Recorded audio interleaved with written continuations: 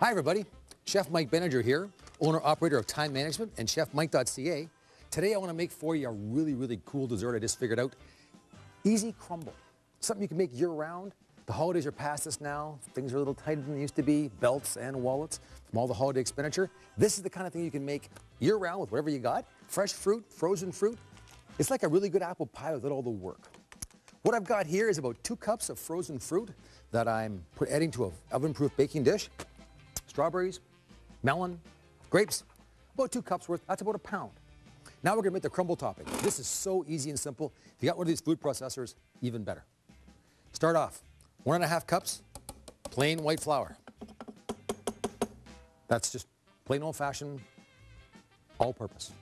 Vanilla sugar. Now, vanilla sugar is made by adding vanilla beans to plain white sugar and letting it sit. If you want to add some vanilla extract, that's up to you. If you want to add sugar and vanilla extract separately, that's fine.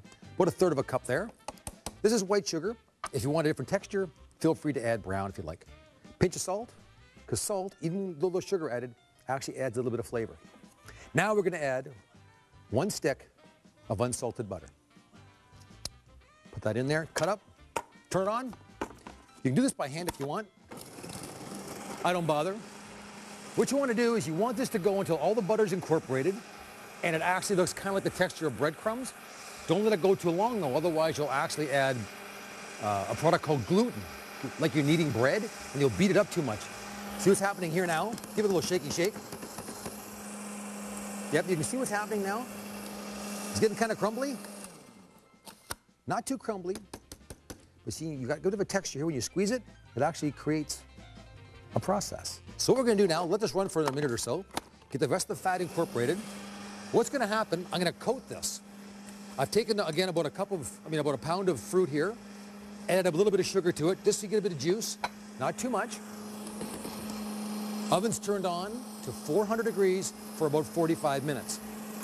So we're going to take this, give it a shaky shake, and start topping our fruit. Now, if you want to do this in a single container like I've got here, that's perfectly fine. If you want to use individual ramekins or ones, say, this size for solo crumbles, very easy to do.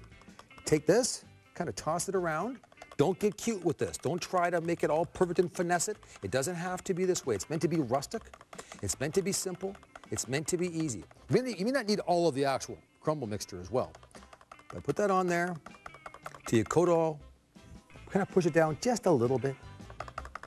If you want to make this more special and add oats or whatever else you like to it, like a traditional crumble or brown sugar instead of white sugar, experiment, have some fun with it. This now, give it a tap down to hold everything in place.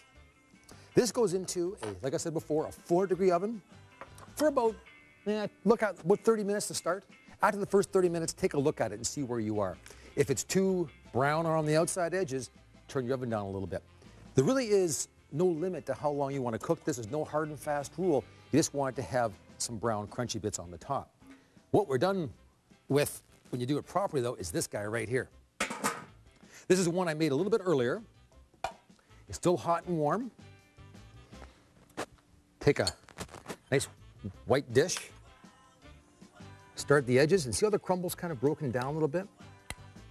Break this through. And this is probably $3 worth. So, you know, here we are in these lean economic times, $3 or $4 worth. You get this enough to feed a family of 4. How long did it take me to make that?